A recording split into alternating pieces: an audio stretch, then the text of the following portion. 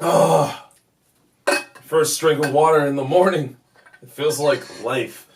It feels like life has invested itself into thee. Yeah, pretty dramatic. That's what makes you feel alive? Yeah. What do you think is the first thing in the morning I do that makes me feel alive? Bask in some holy water.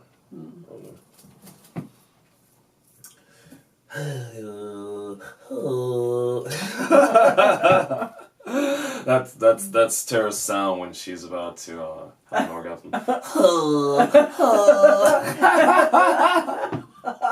Are you serious? No, I'm not serious. I do make that noise sometimes though. Yeah, but when I'm chilling, like goofing off. Yeah, like you do that Lucy, like when I'm goofing around and Yes. stuff. You know what you do, right? What do I do? You know, come on. Yeah, you gotta open your mouth up a little bit though. Come on, let's see it. Nope, a little bit more pursy. What the hell? Oh my god. Come on, show the audience. They want to see. Yeah, a little bit more pursy. You get like a little train.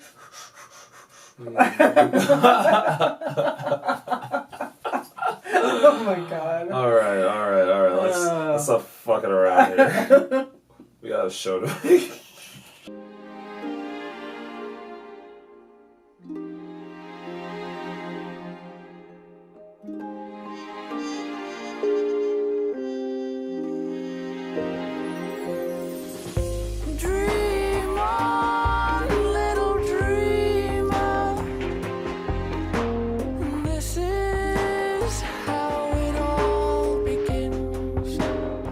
So welcome guys to a new episode. My name's Ryan and this is Tara.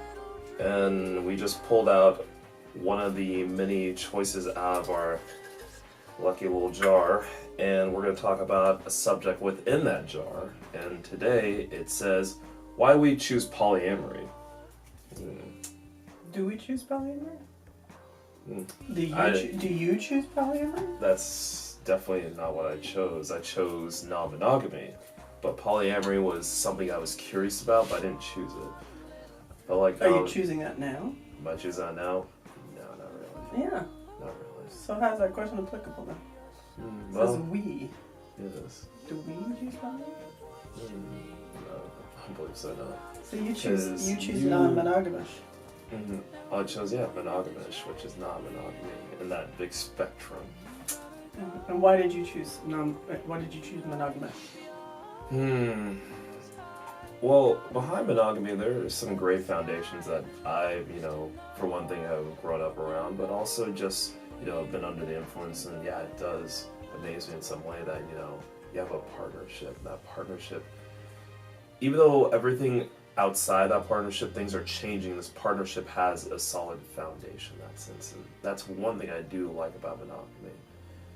But outside of just that partnership, I feel like with monogamy, if you were to follow all the fundamentals behind it, it seems like you don't have the freedom to express maybe desire, maybe the expression of your honest emotions, your deepest emotions. You don't really have that opportunity within monogamy to do that, at least in my experience, which is not a lot, but it's something, and it's affected me. I think what you're saying, because I'm imagining, I have a couple of questions. One is, what would prohibit you from expressing your deepest emotions in a non-monogamous relationship, or in a monogamous relationship? Why couldn't you express your deepest emotions in a monogamous relationship? I would think for the most part, shame is a huge driver. What can you not express in a monogamous relationship about shame? Like what? Give me an example. If you were in a monogamous relationship, if we were in a monogamous relationship right now. I'm monogamous, not monogamous. Monogamous. Yeah, monogamous. What is there that you couldn't express to me? Well, I always grew up believing, like, if you're going to be in a relationship, to even talk about, wanting to sleep with somebody is like a huge explosion to somebody. It's like a huge insult. You should feel ashamed for expressing that to your, lover or partner at that time. Some people believe that. Some people believe that you even thinking another, like if some people might believe that you thinking another woman is attractive is like somehow a big deal, right? Mm-hmm. What do you think the likelihood is that a human being, a male human being in his lifespan, so let's say you're married 50 years, right? Mm-hmm. 30 to 80. In his 50-year monogamous lifetime, would not find another woman attractive? Some people are definitely wired that way. What do you think the likelihood? One in 100. I don't really know the actual statistics, or I don't even have a data sheet out here. But I can say for myself, there probably is somebody wired that way. I just can tell people how I'm wired. But it's not very many, right? It's like maybe one or two. It's not even really that much of a matter to me, as opposed to I've spoke for myself, which is I don't feel like that's true for me. It might be true for somebody else out there. That's good for them, but I need to find out what helps me grow, what helps me come to love myself, what helps me come to love the reality of it. Oh, so now I'm wondering if, because, this is a different question, because you have some shame you're trying to work through around sexuality, if by being in a non-monogamous relationship where you're able to, you don't have to hide things that you maybe have some residual shame from your upbringing about, it serves as a healing tool.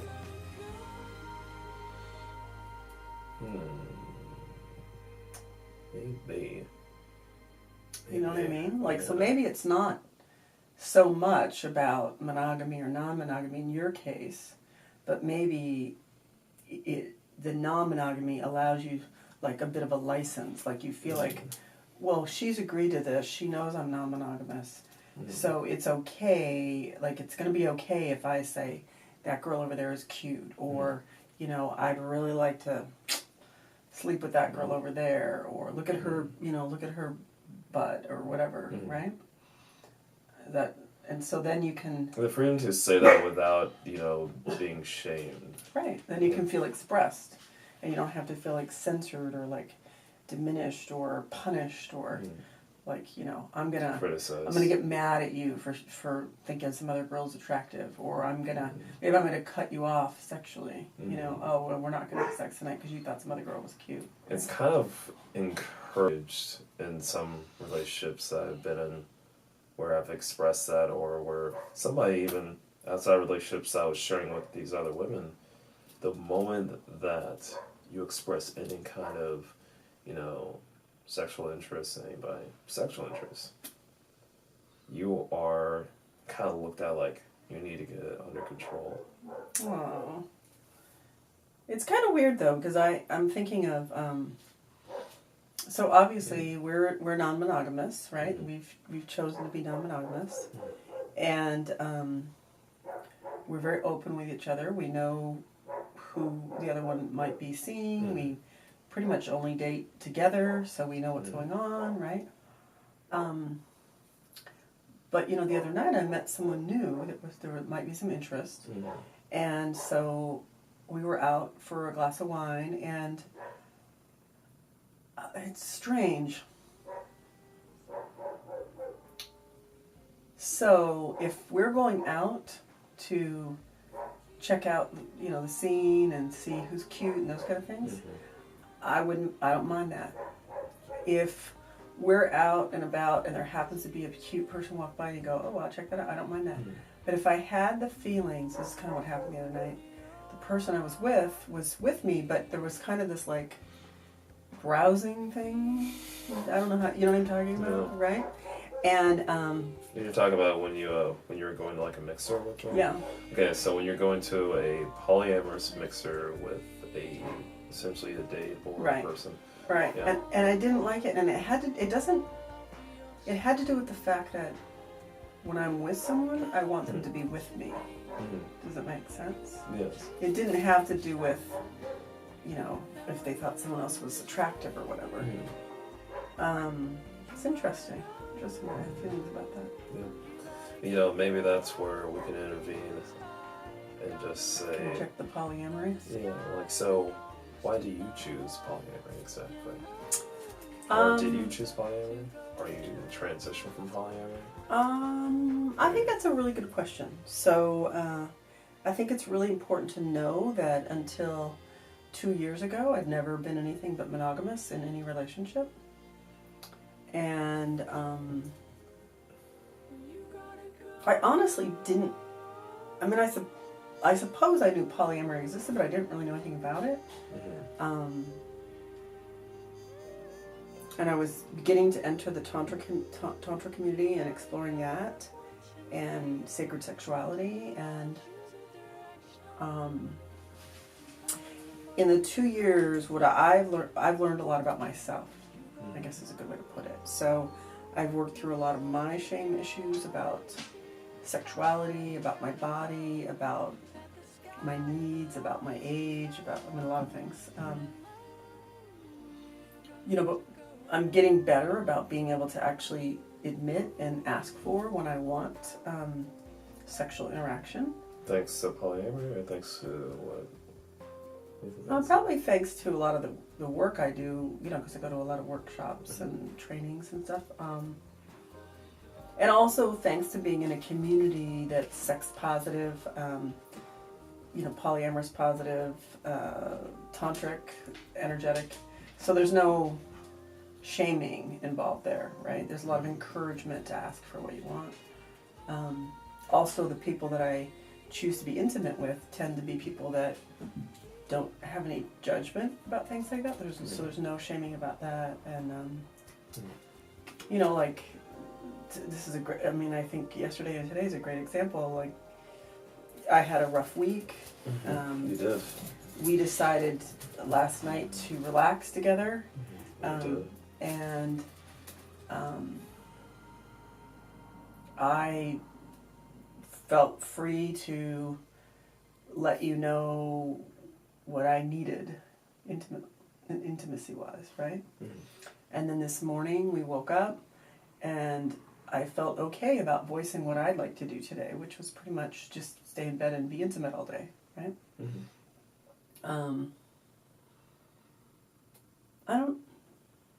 I don't know if I would have said that 6 months ago. That's true. Do you know what I mean? And there's a part of me that's still like I said it, and nobody's reprimanded me, and I haven't felt shamed about it. So I'm kind of sitting in that and trying it on. But I'm still kind of on the fence. Like, there's a part of me that could very easily feel ashamed about that. So sensitively that even, you know, the sheer fact that you're a human being and you have your own desires and needs, and you might simply be like, well, that was really fun. I don't feel like that right now. I need a break, right? But you manage that, or you handle that so gracefully with me so that I never feel... You know, you could say to me things like, damn, woman, you know, don't you ever stop? Or, you know, whatever. You could say things that would be more shaming, and you never do. You always are just, like, graceful and gracious and kind, and will cuddle me a little longer, or hold me, and then just kind of go, okay, let's go, let's get up and make the day. And I think that helps me a lot, because it helps me to be like, okay, I said that, and he's, you know, he's not saying I'm bad. I'm not, you know, because there's this part of me that still has a lot of these clinging, shaming feelings about being sexually responsive and being precocious. I think I told you when I was a little girl, that's the word that they would use for me. They called it precocious. Yeah. Without people understanding that my over-sexualization as a child came from molestation, which is completely normal. Like, my reaction was normal based on the circumstances, right? But what it caused for me is kind of this deep, lingering, like, sense of shame because I have sexual feelings, because my body is sexually reactive. Is that? Yes. I don't know if that's making sense. Well, just that word precocious actually definitely does. So I think when I think about how does that all tie back to polyamory, the way it ties back for me, I think, is that being able to be in multiple communities or with multiple partners, whether they're friends or lovers, where my sexuality and my sexual responses are affirmed and not negated or belittled or shamed, helps me feel not only loved in the community, but like it helps me figure out how to love me, because I don't have to feel like I have to tuck that part of myself away. I can feel like, okay, well, that's one aspect, you know. I mean, it's a little challenging right now, to be honest, because it's an aspect that I've spent so much energy and so much time hiding that it's like a mischievous little kid almost, you know. There's this part of me that just wants to come out and play, but it's like I want to come out and play like a lot. You know, like I'd rather not work or, you know, do grown-up things. Yeah, totally get that. So,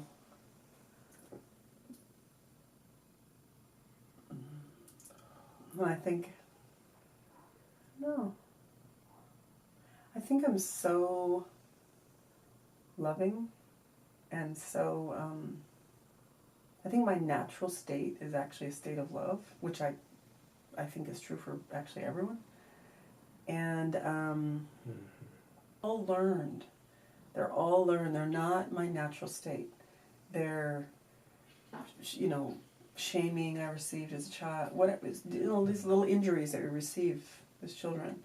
And it's slowly learning how to either let go of them, change the narrative, or rewrite, you know, the story and return to like my natural state. So I think that's why polyamory appeals to me, because it's love. It's about love. You know, yes, I like sex, but ultimately like last night before we even began to, you know, be intimate, we were sharing some like energy and stuff. And that was fantastic for me, you know? It's fantastic for me too. You know, I mean, I like, you know, I like sex, but I like the energy we share. I like that we can love one another and make love with one another without actually having to be naked. Yeah. I mean, that's amazing. Yeah. And, you know, I shared with you the other day that I have a gentleman friend, and we've never been intimate sexually, but we're pretty intimate emotionally. And we meet up for coffee sometimes or whatever, and I kind of consider him like an emotional lover. And I don't know that we'd ever be intimate. It's not, I don't think it matters to either one of us. It's not like something we're dying for, you know? But we love each other. And isn't that nice? And I think in monogamous relationships, that kind of love would be prohibitive. Because in a traditional monogamous relationship, in our country anyway, intimacy is only reserved for those closest to you. So it's somehow a violation of your contractual agreement with your monogamous partner to be emotionally intimate, especially emotionally intimate with someone, you know, of the other sex, or it tends to be thought of that way a lot, right? Someone that you could be sexually intimate with. That's why I think it's kind of hard, perhaps, at least for myself at least. I can speak for myself on this one. when I was in a monogamous relationship, all the other ones I was in, it's hard to express love the way you truly want to with other people. Especially if it's, not a family member and it's not necessarily a friend, then you just have this, compulsive, appreciation for what this person looks like and how they feel like, and you feel that sexual energy build up. You just want to express it and express it. You want to express it your way forward, whatever that might be. It doesn't have to be about sex. It's just you want to be able to express that out. And when I was in those relationships, yeah, I was so worried about hurting the other person's feelings. I wasn't looking out for my own self. Mm. Do you do that in a relationship? You worry about hurting my feelings? I do from time to time, but then I think to myself, the other part about what we have is that we support each other, but also we allow each other to be as free as we want and want the other one to be happy in their own way. Does that make sense? Mm. I think that's the beauty of dabbling in polyamory, is that you allow yourself to have compassion for all those around you, just regardless of who they are, what they did. You have a sense of compassion for probably things that have happened in their past. It's hard to ignore that for a lot of people. Sorry, I would say it's hard for me to ignore, at least. I can't say that about everybody, but for me it's hard to ignore having some compassion on people's past and why they are the way they are. I feel like with open relating,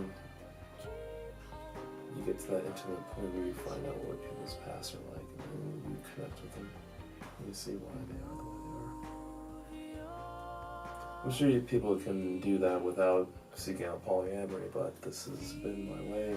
As I went down the road of non-monogamy, and all of a sudden all these doors are opening up. Having this compassion for this person while at the same time having compassion for this other person. And that's in the way it's helped me. But for you, it sounds like it's allowed you to connect deeper with the kid in your past. And you actually have to put down for a very long time. You're ready to hold it back up. I could be wrong, of course, but people out there who probably have lost that sense of self-compassion, or maybe even that connection with their inner child, or maybe even lost, the love that they feel for other people, when it came to experiences of polyamory or non-monogamy, it's helped me reconnect with all of those things. Much deeper, much richer. I have to thank you for that too, of course. You don't have to thank me for anything. I thank myself. Well then, thank you guys for enjoying this episode with us. My name's Ryan, and this is Tara. And of course, if you guys want to know any more information about what shenanigans we're getting into, as well as probably get a little bit more in depth with our work life experience, feel free to hit subscribe or hit that little bell below. And of course, add us on Facebook under Home of the Little King. Above all, these guys, peace.